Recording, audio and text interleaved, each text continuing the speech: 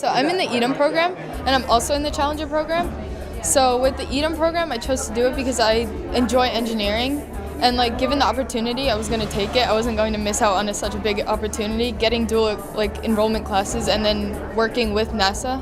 So I was doing that, and I'm also doing the option where I could get my associate's degree. So after I get my degree from county, I'm going to go to a 4-year school, pursue another degree in biomedical engineering as well as minor in MET or mechanical engineering technology. And I'm also going to do pre-med and then eventually go into a med school. So as a high school student, I like that you can rely on yourself. And it's more that you have to choose the way you want it to be. You make your own schedule. You basically do everything yourself unless you need help. So when you need help, there is people you can rely on, like your friends or your professors, and they'll always be there to help you. So being in this community in general makes life easier, but at the same time, it's challenging to get the work done.